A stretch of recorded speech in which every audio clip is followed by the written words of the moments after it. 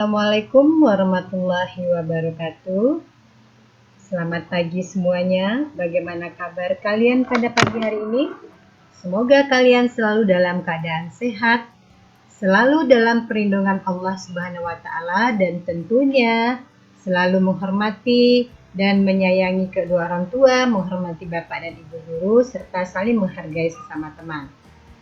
Anak-anakku kelas 8, bertemu kembali dengan Ibu Eva Purwanti.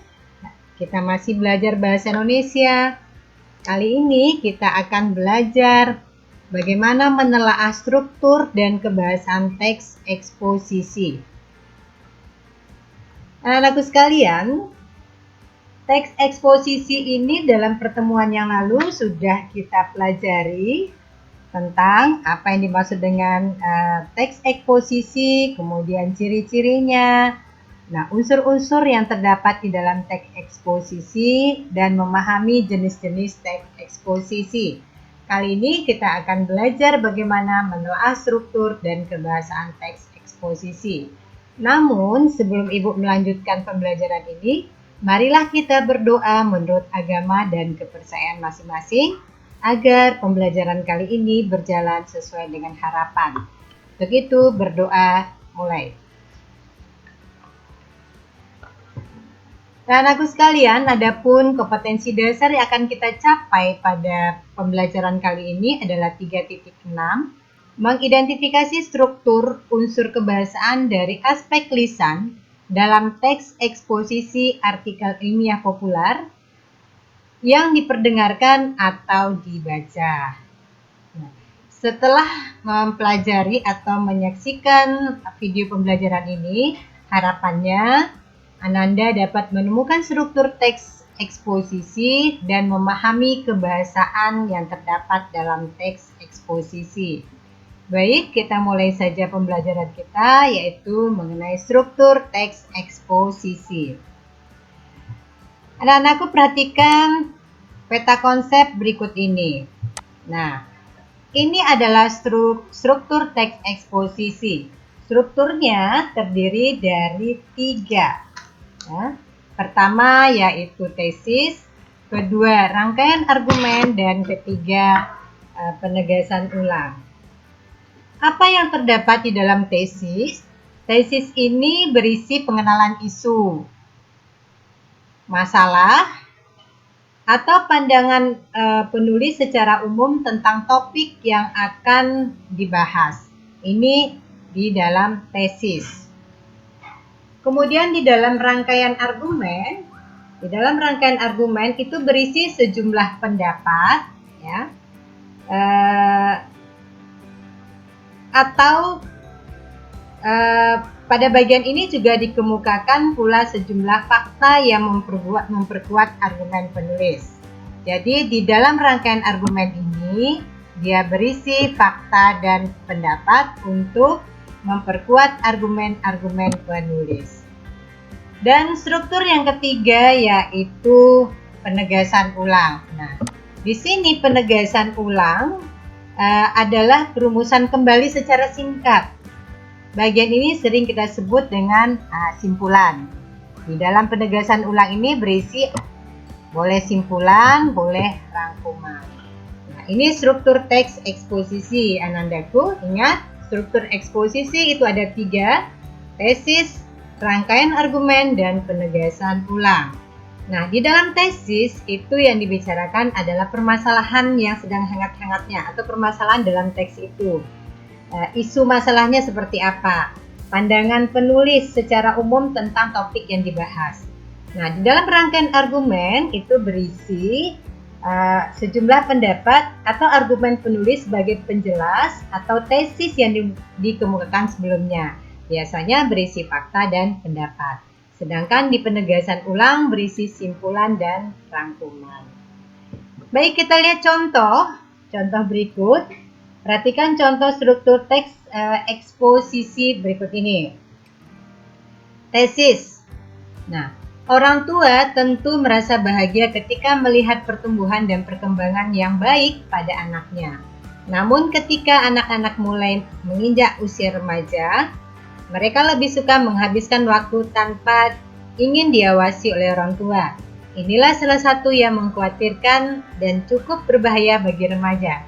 Maka dari itu peran orang tua tetap sangat diperlukan untuk pertumbuhan dan perkembangan anak meski mereka sudah dewasa. Ini permasalahannya nih, isu permasalahan yang saat ini bagi para remaja itu mereka lebih suka menghabiskan waktu itu tanpa diawasi oleh orang tua. Nah, isunya ini. Nah, mana argumentasinya yang tadi berisi fakta dan pendapat? Nah, diawali dengan karakter seorang remaja ingin tahu dan ingin mencoba banyak hal baru, tak jarang mereka tidak bisa membedakan mana yang benar dan mana yang tidak benar. Nah, ini kan merupakan gagasan ya tadi ya. Yang seperti kita ketahui tadi strukturnya berisi fakta dan pendapat. Ini pendapat. Selain itu, remaja merupakan masa ketika anak-anak mulai belajar tentang siapa diri mereka dan bagaimana mereka menyelesaikan diri dengan lingkungan. Dengan demikian, peran orang tua dibutuhkan sebagai penyangga agar anak-anak tidak jatuh ke lubang yang salah dan dapat menempatkan diri dengan baik di lingkungan mereka. Nah, di sini di argumentasi ini tadi dikatakan ada berupa sejumlah pendapat, ada berupa sejumlah fakta. Faktanya apa? Faktanya ini untuk memperkuat gagasan ini tadi, tesis. Nah, memperkuat pernyataan dalam tesis ini. Kemudian penegasan ulang.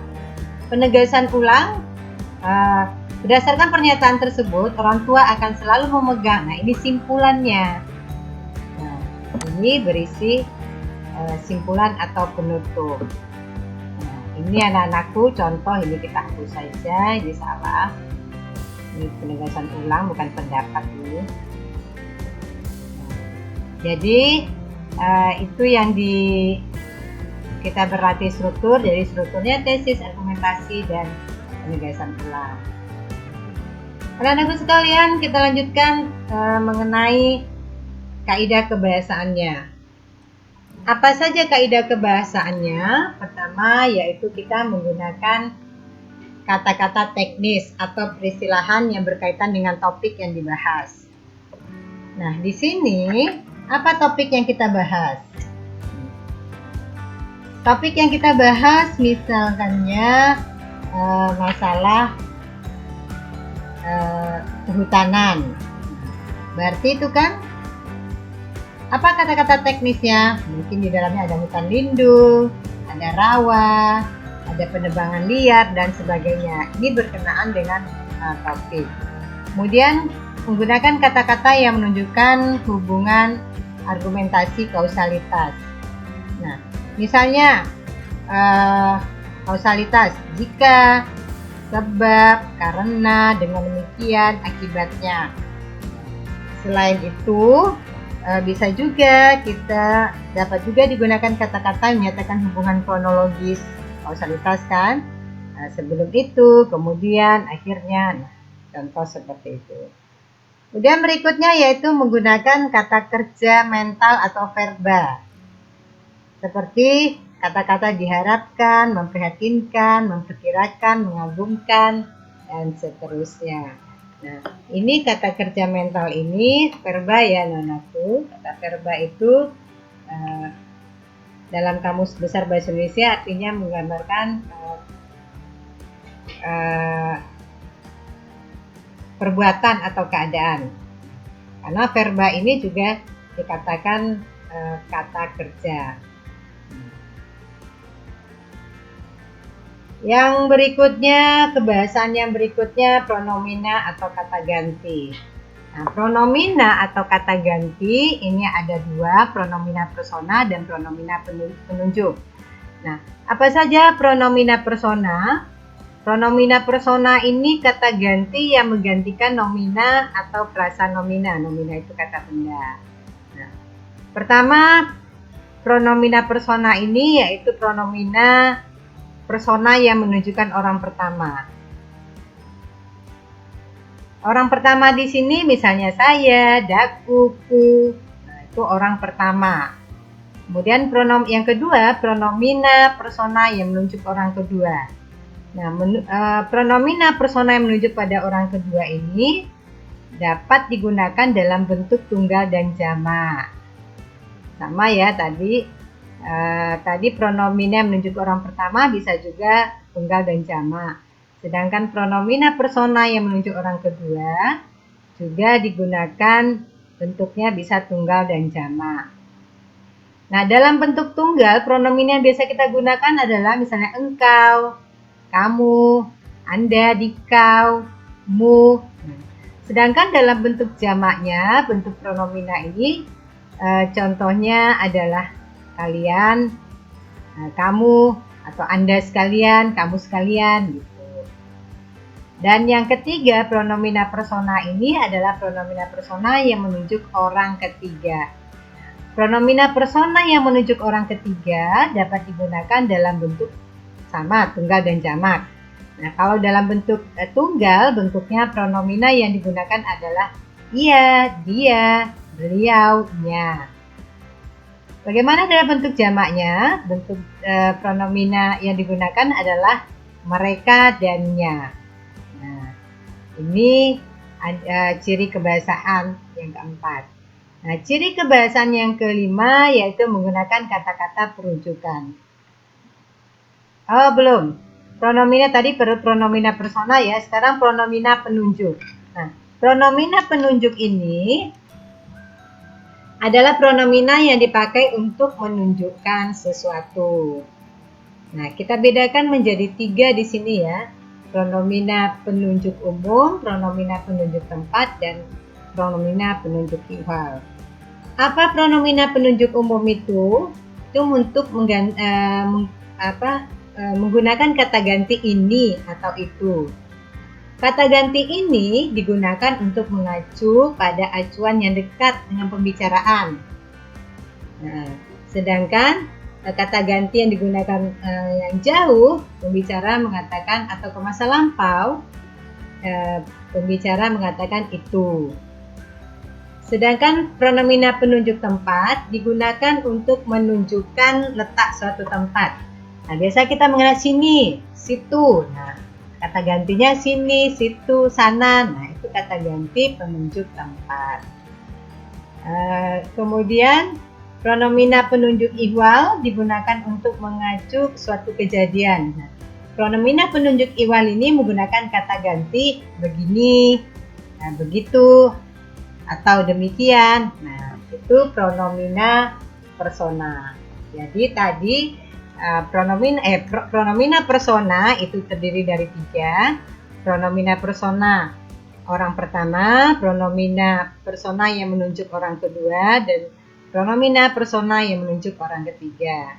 Sedangkan pronomina penunjuk juga ada 3. Pronomina penunjuk yang dipakai untuk menunjukkan sesuatu, misalnya penunjuk umum ya, ini, itu. Nah, kemudian pronomina penunjuk tempat dan pronomina penunjuk ihwal. Yang penunjuk ihwal tadi menggunakan kata ganti begini, begitu, atau demikian. Kemudian yang keempat, ciri kebahasaan yang keempat yang kita pelajari ini adalah menggunakan kata-kata perujukan. Nah, menggunakan kata-kata perujukan ini seperti berdasarkan data atau merujuk data, merujuk pada pendapat. Nah, itu kata-kata itu. Dan yang ketiga, menggunakan kata-kata persuasif. Menggunakan kata-kata persuasif ini seperti hendaklah, sebaiknya, diharapkan. Kemudian selain itu teks lebih sering itu menggunakan kata-kata persuasif. Dan terakhir menggunakan kohesi dan konjungsi. Nah, kalau konjungsi ini sudah kita pelajari pada tema sebelumnya. Sudah ada di dalam Google Classroom pada bagian materi. Namun tidak ada salahnya Ibu ingatkan kembali kepada siswa. Konjungsi ini ada konjungsi antar kalimat pertentangan, contohnya akan tetapi, namun, walaupun demikian, meskipun demikian. Ada konjungsi antar waktu, kemudian sesudah itu, contoh-contohnya.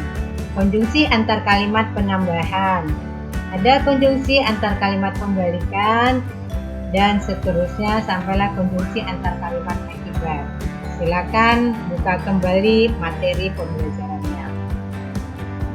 Baik anak-anakku sekalian, marilah kita coba berlatih tentang struktur dan kebahasaan teks. Kita lihat di sini. Silakan Ananda membaca nasib hutan kita semakin suram. Ini tentukan, kita akan mencoba menentukan strukturnya. Ingat tadi anak-anakku, strukturnya ada 3, yaitu tesis, rangkaian argumen, dan penegasan kembali. Kita lihat bagian mana yang disebut tesis. Ingat kembali, tesis itu merupakan pengenalan permasalahan utama. Kita lihat apa yang dibicarakan di sini. Silakan Ananda baca, pahami, kira-kira sebelum kita menjawab ini tesisnya mana.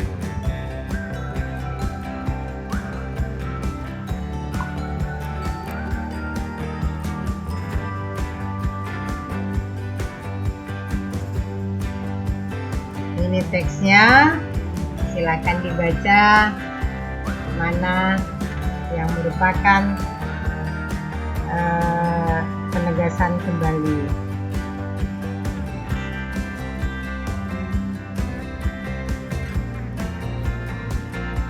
Nah, setelah Ananda baca ini, lihat lagi. Nah, contoh analisis struktur teks berjudul Nasib Hutan Kita yang Semakin Suram. Tesis. Nah, tesis di sini, jika pemerintah tidak cepat bertindak, dalam 10 tahun mendatang, hutan Sumatera akan musnah dan diikuti oleh musnahnya hutan Kalimantan. Nah, bagian ini disebut tesis karena mengenalkan permasalahan utama. Kemungkinan, apa masalahnya? Di sini kemungkinan musnahnya hutan. Bagian itulah yang kemudian menjadi fokus utama pembahasan teks tersebut. Kita lihat lagi rangkaian argumen. Nah, rangkaian argumen, pengelolaan hutan tidak menunjukkan adanya tanda-tanda perbaikan dibandingkan tahun sebelumnya. Sebaliknya, kecenderungannya justru semakin memburuk. Kebakaran hutan masih terus terjadi, penebangan liar semakin meningkat, diperburuk lagi dengan rencana pembukaan lahan hutan lindung bagi pertambangan. Keadaan tersebut jelas menambah suram nasib hutan. Kutipan tersebut merupakan contoh argumen.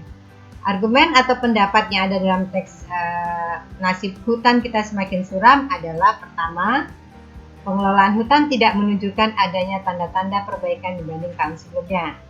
2, sebaliknya kecenderungannya justru semakin memburuk. 3, kebakaran hutan masih terus terjadi, penebangan liar semakin meningkat.